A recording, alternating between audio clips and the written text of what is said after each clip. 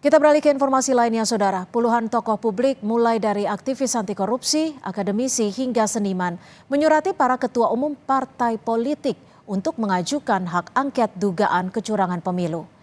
Dalam suratnya, 50 tokoh mendesak 5 ketua umum partai untuk mengajukan hak angket, yakni Ketua Umum PDI Perjuangan Megawati Soekarno Putri, Ketua Umum Partai Nasdem Surya Paloh, Ketua Umum PKB Muhaimin Iskandar, Presiden PKS Ahmad Syaiqo, dan Ketua Umum P3 Mardiono.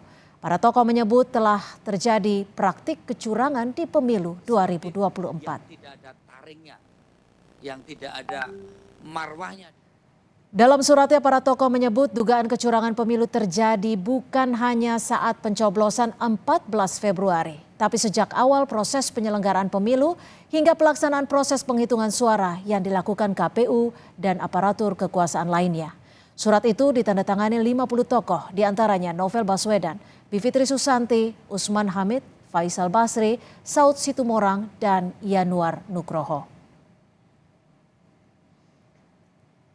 Tokoh publik menilai surat kepada ketua parpol itu sebagai gerakan etika dan moral menguak dugaan kecurangan pemilu.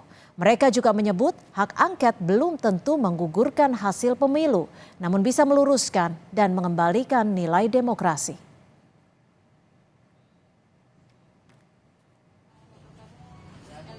Dari partai, Bu Mega kan sudah merestui, ya kan? Dia udah bilang jalan. Tapi kenapa di partai-partainya sendiri rendet gitu kan ya? Maksudnya di orang-orangnya itu. Kalau saya melihat upaya untuk menghalangi hak angket ini ada.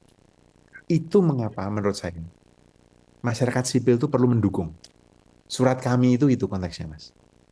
Kalau masyarakat sipil mendukung, ayo jalan sehingga mereka itu ngerti bahwa mereka itu rakyat itu berpihak pada mereka gitu. Bagaimana sebelum, sesudah, dan sedang, dan seterusnya. Sehingga menimbulkan keraguan bagi kita, soal angka, kalaupun nanti jalurnya apakah lewat MK atau lewat angket, itu soal lain. Nah, kita yakinkan angket ini akan diselesaikan di luar dari anggapan mereka bahwa kita membiarkan ini menjadi tidak adil, karena akan menjadi pertanyaan besar, kalau ini dibiarkan tentu akan efek berikutnya. Ini banyak yang harus dikelirkan. Kalau enggak, nanti pemilu kita akan seperti ini terus. Menanggapi desakan hak angket, politisi PDI Perjuangan Andreas Pereira menyebut hak angket perlu diajukan. Meski demikian, Andreas menyebut untuk mengajukan hak angket perlu disiapkan naskah akademik dan dukungan fraksi lain di DPR. Kita melihat bahwa hak angket ini perlu untuk diajukan. Nah, tapi kan untuk menggolkan hak angket tersebut kan perlu ada persiapan untuk mempersiapkan